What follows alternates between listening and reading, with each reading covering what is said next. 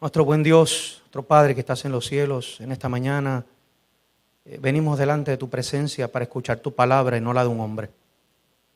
Los hombres erramos, somos imperfectos, somos pecadores, pero tú eres santo, perfecto en todas las cosas que tú haces. Y a pesar de nosotros, sigues trabajando en nuestras vidas. Al abrir tu palabra, Señor, que quien la inspiró, también en esta mañana puede inspirar mi mente. En el nombre de Jesús. Amén. En esta mañana, mis hermanos, tengo la oportunidad de compartir con ustedes un tema sumamente sencillo. No creo que lo que yo vaya a decir en esta mañana para muchos de ustedes sea nuevo. Así que quizás para algunos sea como un estudio bíblico. Pero creo que es bueno que de vez en cuando nosotros como pueblo de Dios repasemos aquellas cosas que nos parecen las más básicas. Pero es posible que a veces perdamos en el camino la perspectiva de las cosas que tenemos y cuánto valor tienen o deberían tener, ¿verdad?, en nuestra vida y cuán importantes en un mundo en el que vivimos, como vivimos hoy. A donde quiera que vamos, yo creo que lo que vemos, tanto social, políticamente hablando, económicamente hablando, es una total incertidumbre. El hombre no sabe a dónde va. Hace unos meses atrás se estaba hablando de cómo la economía de los Estados Unidos estaba pujante, ¿no? Y algunos se la estaban atribuyendo, ¿verdad?, al nuevo presidente. Algunos decían que ya eso venía, ¿verdad?, que lo que él estaba cosechando era producto del esfuerzo del presidente anterior.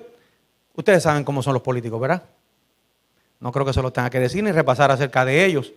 Pero lo cierto es que en las últimas semanas se ha estado hablando de una nueva crisis que se avecina.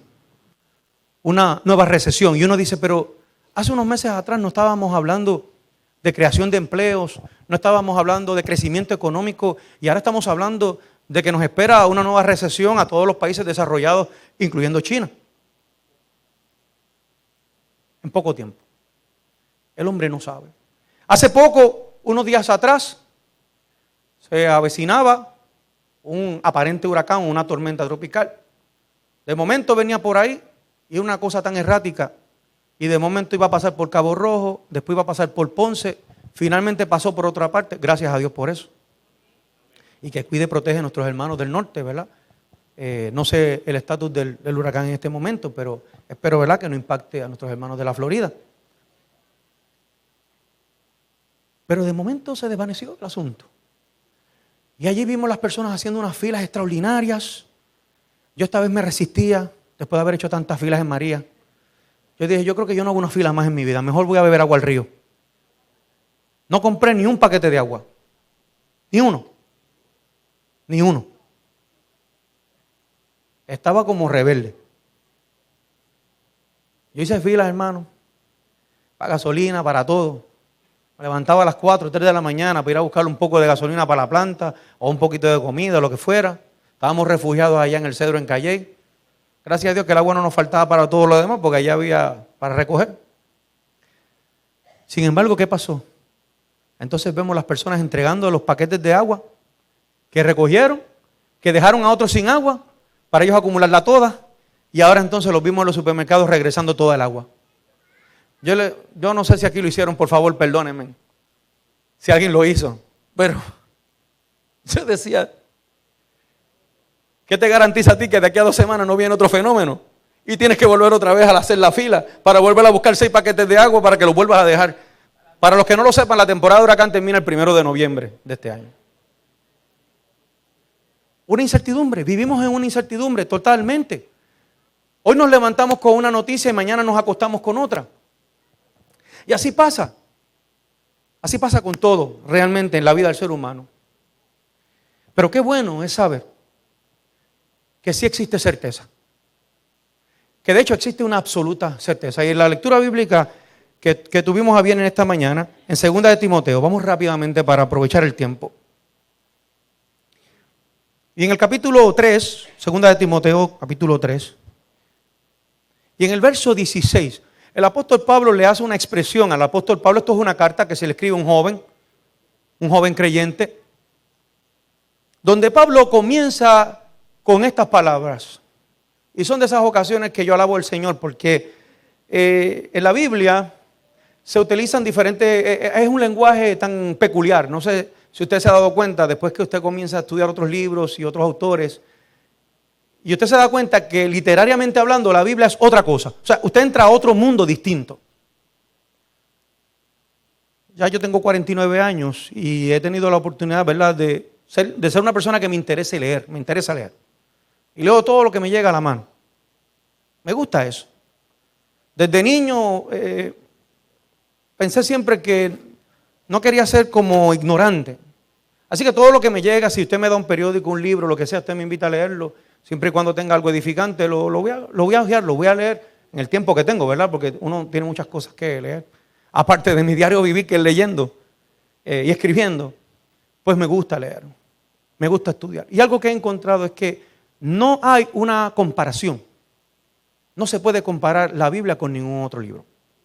Amén. Yo esperaba un amén bien grande porque se supone que usted cree igual que yo. No existe. Y esta mañana vamos a hablar un poquito acerca, el tiempo que tenemos, vamos a hablar acerca de este asunto de la Biblia. Pero miren lo que dice aquí. En las expresiones que hay en la Biblia vemos algunas que son absolutas. Donde no es, bueno, aproximadamente. Yo a veces le digo cuando estoy preparando un testigo para una deposición, o le digo, mira, ten cuidado con los absolutos. Mejor vete siempre con aproximadamente, cerca de, me parece que, mi mejor recuerdo es. ¿Por qué? Porque la memoria del ser humano es que. Y si usted no está seguro, y créanme, miren, yo esta semana que pasó, tuvimos una deposición y es interesante porque la gente en una deposición piensan que eso es inteligente, pero no lo es. Cuando usted es el demandante y usted a toda pregunta le dice, no recuerdo. ¿Verdad? Pero les digo esto porque hay un lenguaje distinto en la Biblia. Es que en la Biblia, cuando tenemos un lenguaje absoluto, es porque así lo ha dicho Dios. No es como nuestra mente finita. No recuerdo, quizás, tal vez aproximadamente. Es posible. Hoy en día todo está tan sujeto a interpretaciones, a visiones, a contextos, el que sea, social, económico. Pero Pablo dice, toda la Escritura es inspirada por Dios. Toda la Escritura es inspirada por Dios. Toda. Lo que quiere decir esto es que si yo le creo a esa declaración, yo no puedo coger la Biblia, segmentarla o sacarle libros, ya sea porque no me convenga o porque no, quizás una historia que a mí no me gusta, o hay algo que yo veo quizás en la Biblia que digo, ¿y por qué Dios puso eso ahí? En un momento dado una pregunta era, ¿por qué el Señor puso todas esas genealogías ahí? Cuando algunos de nosotros hemos tratado de hacer el año bíblico y nos toca esa parte de la genealogía, ¿a cuánto les gusta? Una vez un hermano mío me dijo que le encantaba la genealogía. Yo lo miraba así como, pero este hombre es raro. Porque a mí nunca me han gustado las genealogías. Sin embargo, con el tiempo uno se da cuenta cuán importante es la genealogía en la Biblia. Pero cuando uno más joven, uno decía, pero ¿qué? Me tengo que leer todos esos nombres, que si aquel engendró a aquel, el otro engendró al otro, y darle que estarle una lista ahí. Y uno loco por avanzar el año bíblico, porque uno quería terminarlo, a ver si lo podía terminar antes del año. Y era fuerte. Pero la Biblia nos dice que toda la Escritura es inspirada por Dios. Y es útil. Alexiomar ayer estaba hablando sobre esa parte, en el aspecto de la mayordomía. La Biblia es útil. ¿Se practica o no se practica? ¿Se puede practicar o no se puede practicar? ¿Es real o es una cosa fantasiosa? Es real. Es una guía para el ser humano. Y sirve para enseñar, para redarguir. ¿Qué es redarguir? Una palabra que es de domingo. Yo tuve que buscarla en el diccionario, no vayan a pensar que yo me la sabía. ¿Qué es redarguir? Me encantó esa palabra porque realmente a veces uno piensa que es una cosa y a lo mejor es otra. Y me di cuenta con esa palabra de redarguir. Redarguir en el diccionario, aunque hay varias acepciones, pero más o menos consistente con esta, es en dos palabras, se encerraba con me gustaron obviamente por mi línea de trabajo, refutar o impugnar. O sea que la Biblia no solamente es no solamente es una guía que nos enseña, sino también nos sirve para refutar o para impugnar. ¿Refutar o impugnar qué cosa? El error, la mentira. Así que la palabra de Dios también sirve para nosotros corregir en esa dirección. Y dice para instruir en justicia, ¿verdad? Y no voy a entrar en eso hoy, quiero en el tiempo que tenemos poder cubrir el material. A fin de que el hombre de Dios sea, ¿qué cosa? Que sea perfecto. Que sea perfecto. Ahora, cuando el apóstol habla acerca de toda escritura, ¿a qué escritura se refería? A lo que nosotros conocemos hoy en día, ¿verdad? Que llamamos Antiguo Testamento, porque la escritura en ningún lado habla de Nuevo Testamento y Antiguo Testamento. Me corrijan si estoy mal. ¿Hay algún sitio en la Biblia donde diga que este es el Antiguo Testamento y este es el Nuevo Testamento? No existe. ¿Sabe cómo se llama la escritura a sí misma? A sí mismo. La escritura se llama la escritura, las sagradas escrituras. Ese es el nombre, ese es el título. De hecho, lo dice el apóstol Pablo ahí. ¿Toda qué? La escritura. Ahora, vamos a ir rápidamente a unos detalles que yo quiero traer a la atención de ustedes para que veamos. Déjenme ver si esto funciona. Muy bien. Yo me encontré eso hace poco, creo que fue en Instagram. Me llamó mucho la atención porque ellos como tal no son adventistas. No sé, ellos son un grupo, ¿verdad?, conservador, promoviendo unos principios conservadores, unos valores, y entre los valores que ellos promueven en sus páginas está la Biblia, ¿verdad? Está bien interesante. No voy a entrar en detalles sobre el grupo, Prayer University. Pero me llamó la atención, eso se le llama infográfica, lección madre, eso se le puede llamar así. Ok, muy bien. Eso es lo nuevo, ¿verdad? Ahora, la información condensada en esta forma gráfica. Y es interesante porque ellos colocan eso y a mí me llamó la atención. Dice, ¿por qué la Biblia es el libro más importante? Ahora, es bien interesante porque tiene como unas cosas negativas y unas cosas positivas, pero ambas revelan la importancia y lo que hace único a la Biblia, a diferencia y en contraste de otros libros, incluso religiosos.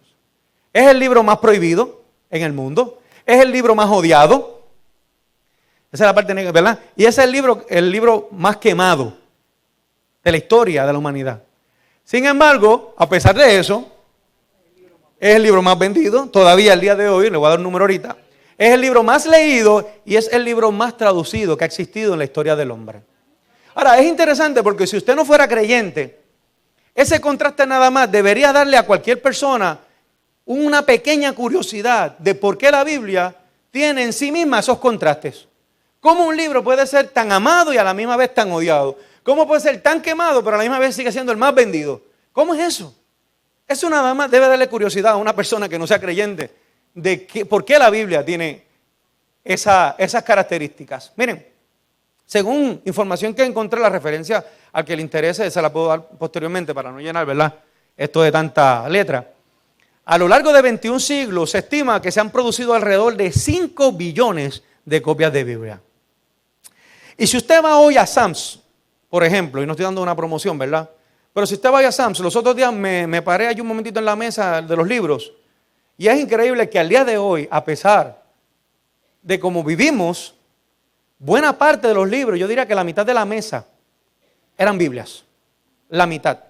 Y gran parte del producto que se estaba vendiendo alrededor de esas mesas eran covers de Biblia y eran muchos artículos que tenían que ver con la Biblia para guardarla, cargarla, lo que fuera. Tarjetas, de todo. Eso fue en Sam's, no sé, ¿verdad? No fue parte de un estudio, ¿ok? Fue que simplemente, incidentalmente me acuerdo que ocurrió así. Se reconoce que es el libro más influyente de todos los tiempos y vamos a ver ahorita un artículo de Times. Y fue inclusive el primer libro impreso, ¿verdad?, que se conoce como la Biblia de Gutenberg, ¿verdad?, en la imprenta allí de Gutenberg. En Time, hace unos años atrás, de hecho en la edición de mayo de 2007, lo pueden conseguir por internet, Time, que no es una revista cristiana, ¿verdad?, es secular, afirmó que la Biblia ha hecho más para construir la literatura, la historia, el entretenimiento y la cultura que ningún otro libro que se haya escrito. Su influencia en la historia mundial no tiene equiparable y no tiene síntomas de estar menguando. Contrario a lo que muchos han pretendido de que una vez que llegara la tecnología, la Biblia sería algo obsoleto, mis hermanos, no es así. No ha sido así y no ha menguado inclusive la producción y la venta de la Biblia alrededor del mundo. ¿Verdad que sí? Amén, gloria a Dios. Cada año, hermanos, se venden cerca de 100 millones de ejemplares de la Biblia. Cada año. Cada año. Se venden.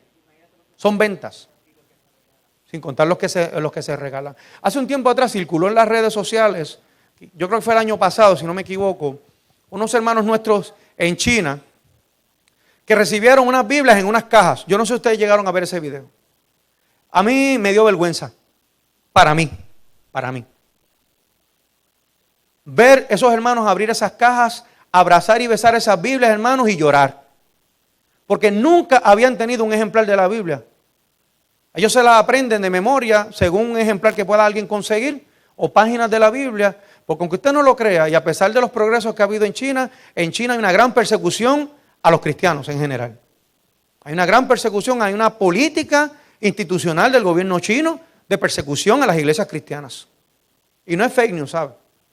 Es un asunto que inclusive muchos grupos cristianos han estado hablando con el actual presidente en cuanto a que tiene que ponerle alguna situación, algún coto o limitación al gobierno chino de seguir persiguiendo a los cristianos en China, particularmente con esta lucha de las tarifas y todo este tipo de cosas que está ocurriendo, y han tratado de influenciar en el gobierno norteamericano para ver de qué manera el gobierno chino va reduciendo esa persecución que se ha dado a través de la China.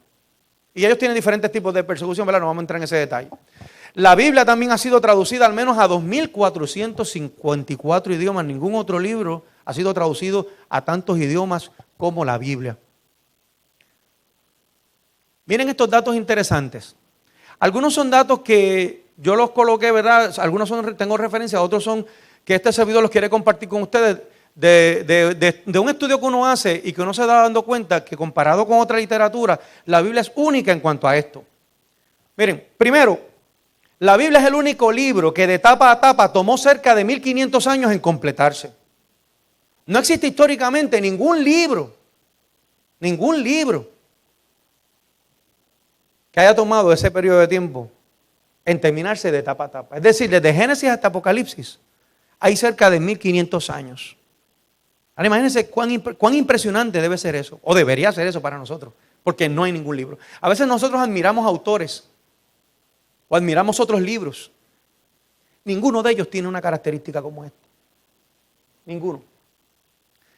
Algo bien interesante es que los autores de la Biblia, cuando nos hemos metido a estudiar, ¿verdad?, la Biblia, se refieren unos a otros a pesar de la distancia de siglos que hay entre ellos en la mayoría de los casos. La contrarreferencia que se hacen los autores bíblicos, a pesar de que no se conocían, a pesar de que no tenían teléfono entre ellos, ni emails, ni nada por el estilo, y que vivían en sitios distintos, y que pasaron en algunos casos siglos, sin embargo se hacían referencia como si fueran amigos de la universidad, profesores de la universidad, que se hacen referencia unos a otros de sus escritos, a lo largo de siglos y siglos. Eso es una maravilla, ¿saben? Es una maravilla. ¿Ok? Cuando, por ejemplo, Jesús hablaba a los discípulos en Mateo 24 acerca de la profecía de la abominación asoladora, hizo referencia a ¿qué libro? A Daniel. Cuando voy a Apocalipsis y quiero entender las 42 semanas, cuando quiero entender las figuras que aparecen allí, los cuernos, las bestias y demás, ¿a dónde tengo que ir? A Daniel. Cuando quiero entender acerca de cuál era el Mesías o la simiente o el descendiente, ¿dónde está la primera promesa de ese descendiente? Cuando la vemos en el Evangelio. Génesis 3:15. Y cuando vemos la promesa que se le dio a Abraham. Y cuando nosotros miramos, el problema que tenemos es que cuando nosotros cogemos la Biblia, nosotros cuando la hojeamos pensamos que estamos hojeando un libro que se hizo de un cantazo en una imprenta. Lo que no nos damos cuenta es que cuando nosotros pasamos las hojas de la Biblia y brincamos la Biblia como lo hacemos, ¿verdad?, en nuestro estudio, lo que no estamos dándonos cuenta es que hay siglos de historia. Y a veces entre un libro y otro, yo pienso que es cronológicamente y no necesariamente. ¿No les parece algo pasmoso realmente que un libro así, o sea, que pueda existir un libro así? Si no fuera un libro especial, un libro inspirado por Dios. Otra cosa que usted ve es que cuando usted estudia la Biblia, parecería que los autores todos comparten el mismo pensamiento, independientemente de los siglos que hay entre ellos. Como si fuera un grupo, un cartel inspirado.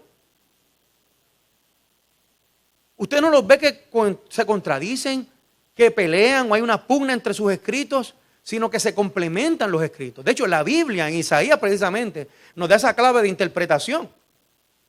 ¿Cómo entonces alguien que vivió siglos después o siglos antes de otros autores dijo, toda la interpretación, cuando ustedes estudian las escrituras, en Isaías está el corazón de cómo se va a estudiar e interpretar la escritura? La regla de hermenéutica la da Isaías. ¿Cómo es eso? ¿Se pusieron de acuerdo? Y cuando usted lee ese principio y lo ve en la Biblia, se da cuenta que es consistente ese principio. De que la Biblia hay que estudiarla de forma integrada y que un poquito aquí, ¿qué? Un poquito allá. Y esa es la forma en que Dios revela la Biblia, porque como le he dicho en nuestra clase de investigación bíblica, a veces me miran algunos, no siempre, pero algunos que vienen nuevos, me miran raro y yo le digo, la Biblia está escrita en clave. Piénselo. 1500 años está escrita en clave. Está inspirada por Dios. Cuando digo que está escrita en clave, es que la misma Biblia, cuando revela sus verdades, usted tiene que buscar en diferentes pasajes bíblicos para encontrar el verdadero significado de lo que un versículo dice. Porque podría ser que usted creyendo que dice algo, la Biblia dice otra cosa. Y eso le pasó a Guillermo Miller, por ejemplo. ¿Verdad? La Biblia fue escrita por cerca de 40 autores diferentes, de diferentes profesiones, diferentes ocupaciones. Eso no fueron 40 hombres que estudiaron en la misma universidad o en el mismo colegio. Todos fueron inspirados por el mismo profesor, no, nada de eso. Provenían de diferentes hogares, algunos venían de clases más altas económicamente, otros venían de la pobreza, ¿verdad? Algunos fueron profetas como tal, con su ministerio, otros fueron reyes. Estos autores ejercieron un ministerio público que tuvieron, esto es bien importante mis hermanos, y es en el contexto de muchos libros que por ahí aparecen como inspirados y no lo son. Y usted ponga el label que usted quiera en su mente. Hoy no tengo el tiempo para hacer ese análisis. Pero hay muchos libros por ahí que se llaman a sí mismos inspirados, sin embargo no cumplen con un principio que la Biblia sí lo tiene. Los grandes hombres de Dios, sus manifestaciones y sus ministerios fueron públicos. No fueron allá callados, privados en algún lugar escondido. No fueron revelaciones debajo de algún lugar donde un ángel les revelaba alguna información y fue el único que recibió esa revelación y no fue acompañada por manifestaciones que provenían de lo divino. El único libro donde públicamente personas vieron y observaron esas manifestaciones fueron gente de su alrededor completamente, como en el caso de Jesús. Todos los testigos que lo vieron resucitado después que Él murió. Y de eso hay muchísimos libros que se escriben. Y eso es bien importante, hermanos, porque cuando a una persona le venga con una manifestación privada, cuidado con eso. En la Biblia vemos que consistentemente los profetas de Dios eran reconocidos como tales. Eso estamos hablando en la mañana en la clase. Son reconocidos como profetas de Dios, son reconocidos como mensajeros de Dios, públicamente. Y muchas de sus apariciones, como los milagros, etcétera, etcétera, también esas manifestaciones vienen acompañadas con esa inspiración y la autoridad que Dios les dio. Y de hecho, algo bien interesante que también compartimos esta mañana, es que lo interesante de los hombres de Dios es que inclusive eran reconocidos como hombres de Dios aún por sus enemigos. Amén. Hermano, eso tiene un grado de autenticidad que usted no tiene una idea. Cuando uno va a presentar un perito en un tribunal, una de las primeras cosas que usted tiene que hacer antes de poder demostrar o que él pueda declarar sobre ese peritaje, usted tiene que cualificar ese perito. Si usted no cualifica ese perito, la otra parte se lo objeta y el tribunal le puede declarar al lugar y se fastidió, usted se quedó sin perito. ¿Qué significa? Muy bien, buena pregunta. La autenticidad en todo es sumamente importante. El que tenga el grado de que verdaderamente lo que dice ser es y no es otra cosa. Cuando un hombre de Dios es reconocido por un adversario, por un enemigo como hombre de Dios, es una de las mejores maneras de certificar que ese profeta es profeta de Dios. No solamente por los testigos que le favorecen, sino incluso por los que no le favorecen. Cuando le reconocen como hombre de Dios. Y en la Escritura eso lo encontramos bien interesante, porque en muchos casos vemos profetas que no los querían, pero nadie negaba que provenían de ¿dónde? De Jehová. La revelación y autoridad recibida de Dios fue atestiguada por sus contemporáneos. Algo bien interesante en el caso de la Escritura, particularmente de la Biblia. Otra cosa bien importante que usted observa en la Biblia es yo le llamo la sucesión o línea sucesoral o tracto sucesivo de inspiración que se preserva a lo largo de los siglos. De la misma manera en que la Biblia, yo sé que esto quizás es un poquito complicado, la Biblia tiene un fenómeno bien interesante que es la cadena. Nosotros llamamos la cadena en el registro público, en el registro de la propiedad. Para que una propiedad, si usted va a su casa y la busca en el registro, se supone que esa propiedad siga una cadena, un orden de adquisiciones o de disposición de esa propiedad, donde a lo largo de esa se establezca hasta que el final llega al último eslabón y usted es el dueño de esa propiedad. Usted en el registro aparece como dueño. Si usted no hubiese seguido, por ejemplo, usted no hubiese comprado esa propiedad y se hubiese quedado en blanco, en el registro se llama, no cumple con el tracto sucesivo y no la puede inscribir a nombre suyo. Yo sé que eso es un poquito complicado. Pero en la Biblia ocurre el mismo fenómeno. Y muchas de las leyes de nosotros, de hecho, se basan en los principios bíblicos. Yo no sé si ustedes lo sabían. Cuando yo empecé a estudiar Derecho, una de las cosas maravillosas que yo encontré mientras estudié Derecho es que la mayoría o casi todos los principios fundamentales que tiene el derecho, nuestro ordenamiento jurídico actual, provienen de la Biblia. ¿Es o no así, Alexiomar? ¿O Andrea? Y usted ve unas cosas y dice, pero dice que esto es la Biblia. La Biblia es la que habla de todos esos principios, incluyendo hasta casos civiles. En el caso de la Biblia, la línea sucesoral es algo bien interesante. Y les voy a decir lo siguiente. Usted tiene un profeta que escribe aquí. ¿Verdad? Ese profeta escribe. En este caso, ¿quién fue el primero que escribió? Moisés. Después Moisés, ¿usted qué tiene otros libros? Tiene una cronología. Viene Josué. Después ve que Jueces. ¿Verdad? Y cuando usted sigue, hay qué cosa? Ese tracto, esa línea, esa cadena que va uniéndose, esos eslabones. Y de repente, termina usted ya con Malaquías o lo que sea, los profetas menores. No hay revelación por un tiempo, pero de momento vuelve el eslabón. ¿Y cuál es el primer eslabón que usted se encuentra? Que los conecta a todos otra vez. Mateo. O los evangelios. Pero en el caso de Mateo, el capítulo 1, ¿qué hace qué cosa? La cronología, la genealogía. Miren qué importante lo que le había dicho ahorita que no me gustaba. La genealogía entonces me da la autenticidad de que en efecto la inspiración y los profetas que estuvieron allá, ¿cómo se fue dando eso? Hasta que finalmente sale ¿quién? El descendiente. ¿Cómo usted sabe que usted es el hijo de su padre o el hijo del abuelo, el nieto del abuelo o el otro? Y que ese apellido se ha conservado, sea el que sea. Los reyes, por ejemplo, los monarcas, ¿a través de qué? De los sucesores. Es la manera de usted saber que el rey que está ahora, la reina de Inglaterra, tendría que probar que ella es la auténtica, ¿qué? Sucesora. En el caso de la Biblia ocurre lo mismo con los profetas y los apóstoles. Fueron manteniendo esa sucesión de inspiración hasta el último que cierra el canon bíblico, que es Juan, ¿verdad? Con el libro de Apocalipsis. Ahora no sé dónde puse esto. Muy bien. Los autores no se contradicen entre sí. Eso es bien importante. En la medida en que hay una contradicción con la revelación previa, usted sabe que esa persona no es qué, no fue qué, inspirada por Dios. Eso es bien importante, mis hermanos. Y yo sé que muchas cosas, a lo mejor el material está ahí disponible, pero ustedes van a ver que muchas de estas cosas van a ocurrir. Pues en la medida en que una persona se levanta en medio de nosotros y no es consistente con el mensaje de los que fueron inspirados antes que él. Para nosotros corroborar la autenticidad de ese profeta o esa persona que está llevando un mensaje, tiene que ser llamado de Dios, tiene que ser consistente con la revelación anterior. Ahora, en los minutos que nos quedan, ¿qué me queda ahí? 5 minutitos. ¿Se revela a Dios desde el principio a través de la Escritura? Algo bien importante es que la Biblia es el único libro que verdaderamente nos revela el fin desde el principio, pero también el principio del mundo. En Romanos 1:20 nos dice que las cosas invisibles de Él, su eterno poder, deidad, se hacen ¿qué? Claramente visibles desde la creación del mundo. A través de la Biblia nosotros sabemos por qué el mundo fue creado, cómo fue creado, quién lo creó. Si no tuviéramos la palabra de Dios, estaríamos ¿en qué? En especulación. Porque incluso lo que el hombre habla por ahí de la evolución, ¿qué es todavía? Es una ley, es una teoría. Y en estos días llegó un reportaje, les digo rápidamente, un profesor de la Universidad de MIT, el Massachusetts Institute of Technology, no es creyente y ya rechazó la teoría de la evolución completamente. Y no es creyente. Y él explica por qué. Y es bien interesante porque para ser una persona no creyente, el análisis que él hace de por qué la evolución es un disparate, de hecho, un profesor, ¿verdad? Una institución tan reputada, pues es bien interesante. No me acuerdo el nombre de él, fue en esta semana que publicó un artículo acerca de eso. Lo publicaron en The Christian, no me acuerdo la revista, una revista cristiana. Y ahí está, pero salió esta semana, ¿qué pasó?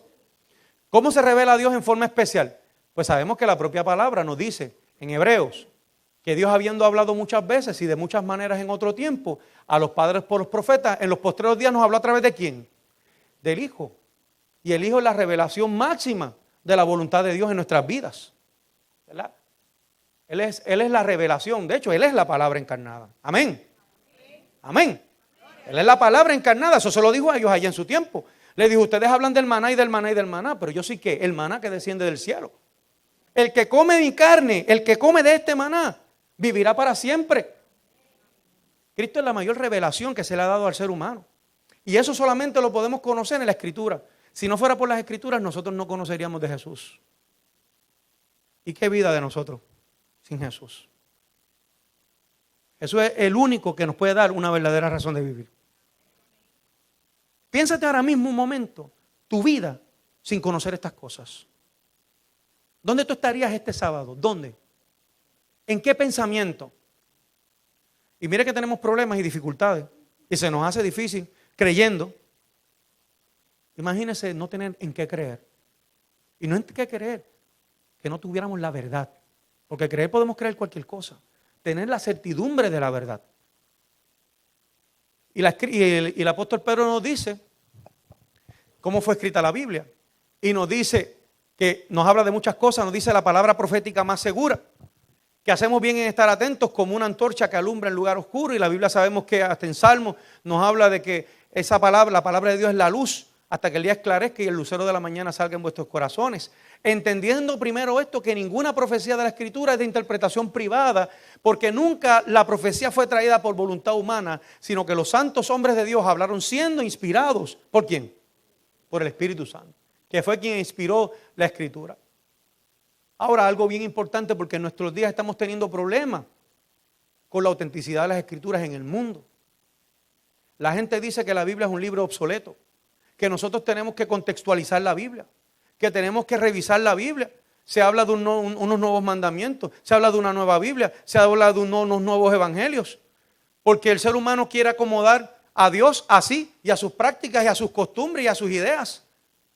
Pero si algo que tiene la Biblia es que nos da una seguridad de la certeza en cuanto a la voluntad de Dios para nuestra vida y no la conveniencia ni a la emoción ni a las pasiones de nosotros como seres humanos. Y el mismo Jesús fue quien declaró estas cosas. Pues en vano me honra enseñando como doctrinas mandamientos de hombres, como vemos hoy en día que se enseña en las escuelas y se enseña en todas partes donde vamos. Dejando el mandamiento de Dios se aferran a la tradición de los hombres, es decir, a las prácticas, a los usos, a las costumbres del ser humano. Dejando el mandamiento de Dios se aferran, nos aferramos a la tradición de los hombres, a tantas prácticas y costumbres que pueden ser religiosas o no religiosas. Y con eso invalidando el mandamiento de Dios para guardar ¿qué cosa? Los usos y costumbres que como seres humanos nosotros tenemos, pero que no agradan a Dios y que van en contra de la voluntad de Dios. Porque la pregunta que tiene que hacerse el ser humano es, ¿estoy haciendo o agradando a Dios? ¿Es la voluntad de Dios? ¿O mi pensamiento lo tengo que modificar a la voluntad de Dios? Pero no, el hombre lo que quiere es modificar ¿qué? A Dios, a su mente, a lo que él quiere. Miren, interesante, porque el mismo Jesús, y este es un versículo bien famoso, bien conocido, expresó acerca de la autoridad de las Escrituras.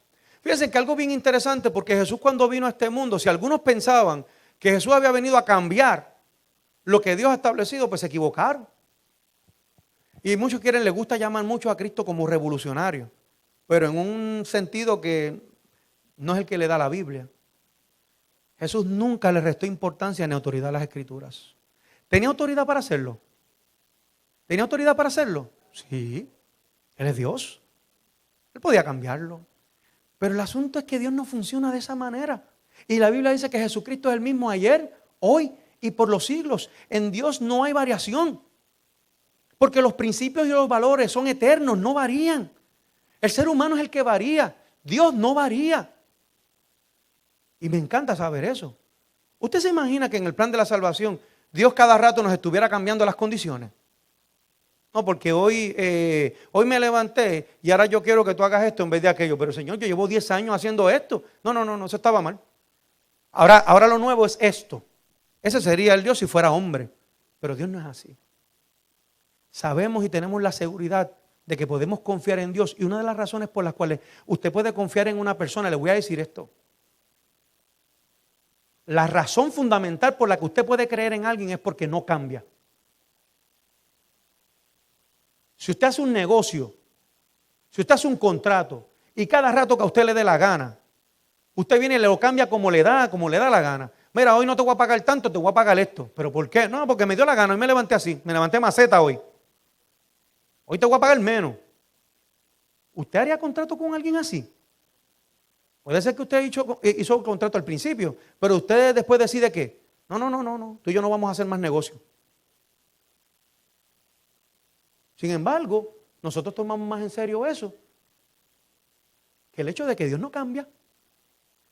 Pensamos que Dios puede cambiar o que cambie, cuando nosotros mismos sabemos que entre seres humanos, cuando hacemos negocio o cuando hacemos cualquier cosa, no queremos que una persona cambie con nosotros. ¿Verdad que no? Que no nos cambie las reglas de juego. Pero en Mateo 4:4, la palabra de Dios está descrita, o se nos habla como la analogía del pan, que no solo de pan vivirá el hombre, sino de ¿qué? De toda palabra que sale de la boca de Dios. El 6, son 10, rapidito. ¿Por qué el hombre entonces natural no acepta las Sagradas Escrituras? Porque desde el punto de vista inclusive lógico, me parece, hasta ahora hemos presentado un poco de la Biblia y hay muchos datos que realmente no podríamos traerlo, de tantos que hay acerca de la Biblia. Si entráramos en las profecías, cómo se han cumplido, todo ese tipo de cosas, hay una línea tremenda de la autoridad de la Biblia, ¿no? Y de la inspiración de las Sagradas Escrituras. Pero hasta aquí, fíjense qué interesante por este verso, que el hombre natural, ¿qué le pasa? No percibe las cosas de quién, las que son del Espíritu de Dios, porque le son ¿qué cosas? Le son locura. Le son locura. Y no las puede ¿qué? No las puede entender, porque se tienen que discernir ¿cómo? Espiritualmente. De la misma manera que la Biblia es inspirada por Dios, por el Espíritu Santo, de la misma manera para poder entender las cosas de Dios, tenemos que ¿qué? Ser guiados ¿por quién? Por el Espíritu Santo también. Y por ese mismo Espíritu nosotros podemos probar los dones espirituales. Y cuando hablamos de dones espirituales, inclusive toda manifestación espiritual que a veces se da inclusive en medio de nosotros y que tenemos que llevarla a la luz de las Escrituras. Por eso puse fake news y facts. Hoy en día se entremezclan en una forma increíble. Yo veo tantos mensajes que me envían en Facebook, en Messenger. Inclusive hermanos de la iglesia repitiendo noticias. A veces, que te tiran eso. Y de repente una persona o una figura, lo que sea, que no, a veces hay hermanos que no saben ni lo que están enviando. No saben ni de dónde sacaron eso. ¿No les ha pasado a ustedes? A mí me pasa cada rato. Y digo, bendito, pero una vez le tuve que decir, hermana, mire, eso viene de tal sitio, tenga cuidado con eso, ese material es X.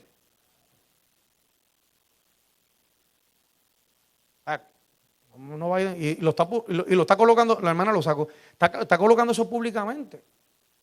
Y usted no sabe que eso viene de tal sitio, que inclusive lo dijeron, lo advirtieron en otros que tuvieran cuidado con esto y esto. Pero a veces nosotros venimos y repetimos las cosas. Fake news, facts. La Biblia nos ayuda a nosotros también a distinguir qué es falso, qué es verdadero. Isaías 8:20. A la ley y al testimonio, si no dijeren conforme a esto, ¿es por qué? Y si a usted no le ha amanecido, ¿en qué usted está? En oscuridad, en tinieblas, uno está, ¿verdad? En términos espirituales. Fíjense que el mismo Moisés, que fue uno de los autores de la Biblia, ¿verdad? Sobre él, fíjense qué interesante lo que el mismo Jesús reveló. Porque si creyeses a Moisés, me creerías a mí, porque de mí escribió él. Yo le voy a hacer una pregunta, puede ser capciosa. Si Moisés escribió acerca de Cristo, y Moisés escribió los primeros 5 libros, ¿quién es Cristo? Es Dios, pero algo más. ¿Quién se le reveló a Moisés en la zarza que ardía y no se consumía? ¿Cómo se llamó ese ser? Yo soy. Dios no es un nombre. Dios no es un nombre. Y nosotros no sabemos verdaderamente el nombre de Dios, el que Él se haya puesto. No lo sabemos. Pero Él hizo una declaración, se la hizo a Moisés allí. Y Él le dijo, yo soy el que soy. Él existe en una eternidad permanente. No tiene origen, no tiene fin. Pero ese mismo Dios que se identificó como yo soy, en la Biblia se le conoce en otro nombre, que nosotros lo hemos usado muchas veces desde niños, ya no se usa mucho en muchas versiones. ¿Pero acaso ese yo soy no es Jehová? ¿Por qué ustedes creen que los fariseos querían apedrear a Jesús? Porque ellos decían que Él se llamaba a sí mismo, o se hacía pasar a sí mismo como ¿quién? Como Dios. Ellos estaban muy claros que cuando Jesús hacía las aseveraciones que hizo, Él se estaba colocando no como un hijo de Dios solamente, sino como Jehová mismo revelado en aquella salsa que ardía y no se consumía. Y ese es el gran misterio de la Escritura.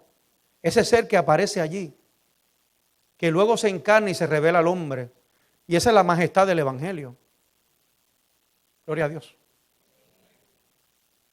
Eso es lo mayor que tiene el Evangelio. Que Dios, siendo nosotros pecadores, se manifestó no solamente cuando se reveló en Cristo, sino desde siempre, desde Adán y Eva cuando pecaron, se manifestó en favor a ellos, los buscó. Estuvo con ellos durante todo ese tiempo, ese Jehová.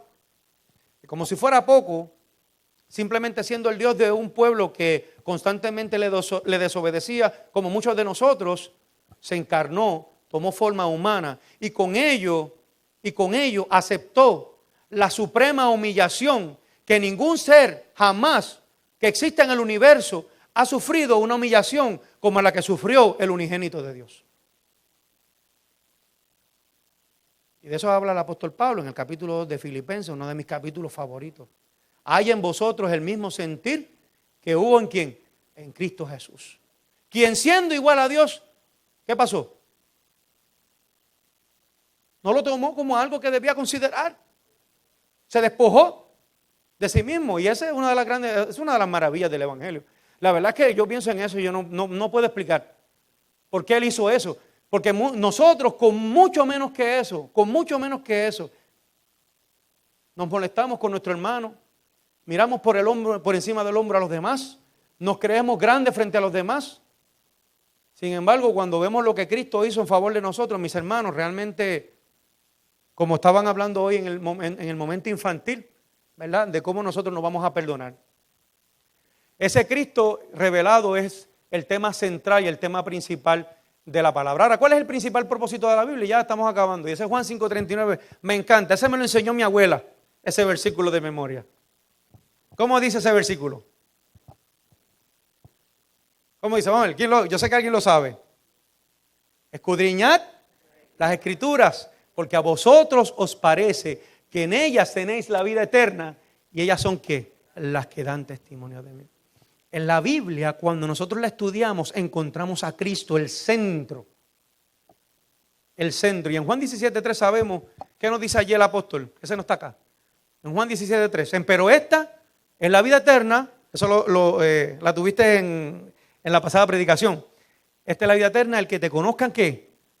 A ti, al único Dios verdadero, y a Jesucristo, a quien has enviado. Ahí está el principio de la salvación, de la vida eterna. De hecho, uno de los pasajes más hermosos lo encontramos en Juan 11:25. Y ese dice que el que cree en mí, aunque esté muerto, vivirá. En Cristo hay vida y vida en abundancia. Y aun aunque tengamos que pasar a la muerte, en Él encontramos esa vida y esa esperanza. ¿Qué otros beneficios podemos encontrar en la Escritura? La lectura bíblica en esta mañana, que no la vamos a repetir y terminamos ahora. Y yo les pido, ¿verdad?, que nos pongamos de pie para terminar.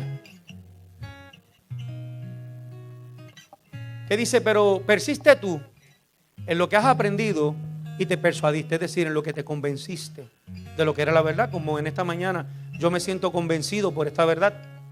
Sabiendo de quién has aprendido. Claro, él estaba hablando de su propio testimonio. Pablo le había dado testimonio a Timoteo. Era un hombre de fe en quien Timoteo no podía ver, ¿verdad?, otros signos que no fuera Cristo mismo, porque Pablo había dicho: sed imitadores de mí como yo lo soy. ¿De quién? De Cristo. Y que desde la niñez has sabido las Sagradas Escrituras, las cuales te pueden hacer ¿qué? Sabio. No meramente inteligente, nos hacen sabios. Y la sabiduría no es lo mismo que la inteligencia. Yo puedo ser muy inteligente, ¿verdad?, y ser un necio. Y nos sigue diciendo, ¿para qué? Porque sobre todas las cosas, sabiduría, ¿para qué? Para lo más importante. ¿Qué es para qué? Porque ¿de qué vale que yo tenga sabiduría en este mundo para tener posesiones meramente? O qué sé yo, irme por ahí, dar no sé qué cosa, ser un gran profesor o un gran maestro o reconocido en algún sitio, o ser un gran político. Está bien, quizás muchas cosas en esa esfera pueden ser importantes, pero ¿para qué es importante la Escritura? Sobre todas las cosas, sabiduría para la salvación. Porque la vida eterna, después de todo, es lo más valioso. Por la fe, porque tampoco es por nosotros mismos. Aquí está el Evangelio en resumen. Por la fe, que es en quién, en Cristo Jesús. Solamente somos salvos por fe. Tampoco somos salvos por la sabiduría. La sabiduría lo que nos da es el entendimiento a través del Espíritu Santo para aceptar que la salvación proviene de quién, de Cristo. Toda la Escritura, entonces, dice el apóstol, es inspirada por Dios y es útil para enseñar, para redarguir, para corregir, para instruir en justicia, a fin de que el hombre de Dios sea, ¿qué cosa? Perfecto. ¿Procura Dios que nosotros seamos perfectos? Sí, claro que sí. Enteramente, ¿qué? Preparado, porque nos permite, ¿qué cosa? Conocer, ¿qué? La buena obra. La Biblia nos ayuda a distinguir lo correcto de lo incorrecto, las buenas obras de las malas obras. Quiera Dios que nosotros tengamos más interés por seguir escudriñando y estudiando la Escritura, y que cuando la tengamos en nuestra mano, nosotros podamos ver el valor que hay ahí. Que no simplemente sea un libro que digan, bueno, estoy pasando así, sino de momento, miren, a veces usted decir, wow. Y esta mañana yo tenía un pensamiento que decía, un poquito que uno se acerque a esa zarza que arde y no se consume, un poquito nada más. Un poquito. Es suficiente para demostrar esa autenticidad de la Escritura. Un poquito. Cuando usted entra en la Escritura y comienza a leer un pasaje bíblico y ve a Jesús obrando allí y hablando, a menos que uno tenga un corazón de piedra, de verdad o de diamante, es difícil no sentir que hay algo especial, algo distinto, algo sobrenatural que te está hablando. Algo que pone en tu corazón un anhelo que tu corazón natural no produce. ¿Me entienden lo que le quiero decir? Es algo diferente. En el mundo podemos leer muchas cosas bonitas, pero la Biblia nos eleva, nos llama a vivir una vida que nosotros muchas veces no vivimos, pero que nos eleva a un sitial que nos acerca a Dios y nosotros lo reconocemos. El diablo sabe eso. El diablo sabe que la fe viene por el oír, porque él conoce la Biblia. Por lo tanto, la táctica de él en nuestras vidas ocupadas, de mucho trabajo, como la mía, es alejarme de la Biblia. Si él logra alejarme de la Biblia, él logra una victoria en mi vida, porque me aleja de Dios. Y yo sé que todos los que estamos aquí, cuando en muchas ocasiones nos hemos descuidado en el estudio de la Biblia, hemos sentido que hemos perdido fuerzas. Y a veces las ocupaciones en la vida o los problemas nos abruman porque hemos abandonado el libro de Dios.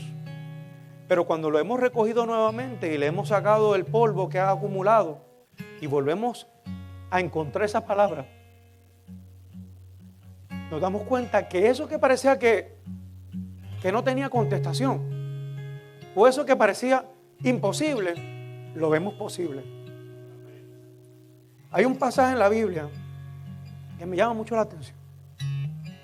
Cuando Jesús iba por el camino de Emaús, y parece algo tonto quizás, pero para mí tiene un significado tan grande eso. Él iba con 2 discípulos, ¿se acuerdan? Ellos no lo habían reconocido. ¿Es posible eso? ¿Es posible que uno ande con una persona que estuvo 3 años y medio y que uno no lo reconozca? Pues sí.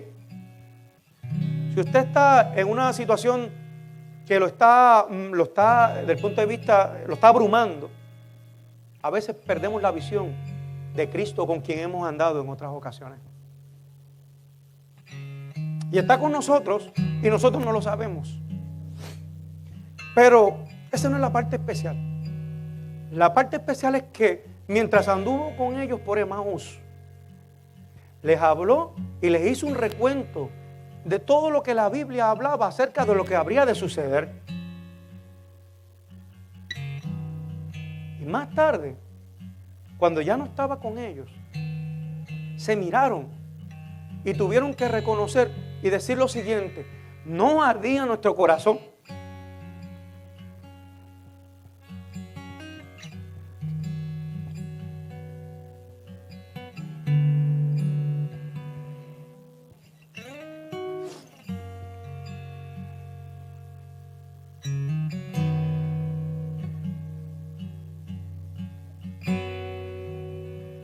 no ardía nuestro corazón cuando nos hablaba de todas estas cosas. Y yo esa lección quiero aprenderla hoy. Ningún libro hace que arda tu corazón de la manera en que estos discípulos reconocieron que en su corazón había ardido. Porque mientras Jesús le presentó la palabra, ellos que estaban tristes, que estaban deprimidos por lo que había sucedido, nació en ellos una nueva esperanza. Hay un poder en esa escritura. Cuando nos hemos acercado a ella lo hemos visto. Pidámosle al Señor que la hagamos nuevamente parte de nuestra vida diaria, para que en nuestro corazón haya una llama ardiente todos los días de nuestra vida hasta que Cristo venga. Les invito a que abramos la palabra. El himno 199. Oh, cantádmelas otra vez.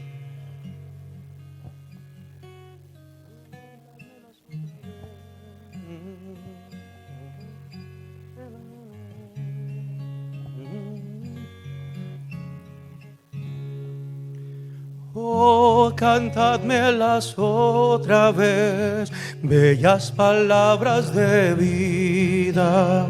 Hallo en ellas mi gozo y luz, bellas palabras de vida.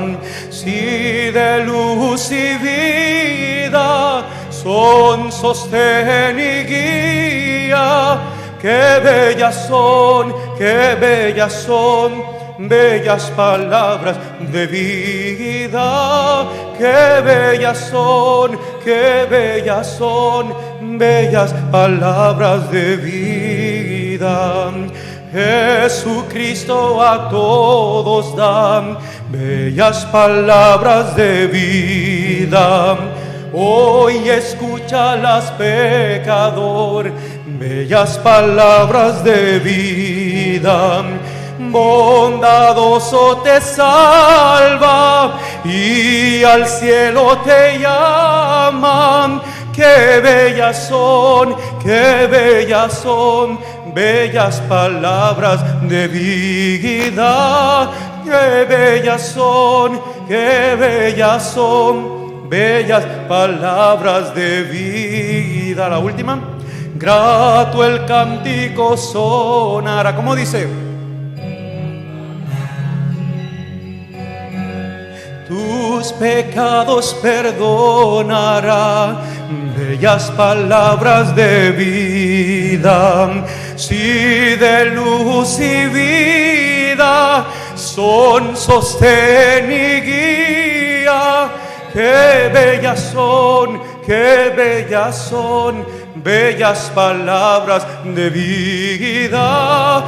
Qué bellas son, qué bellas son, bellas palabras de vida.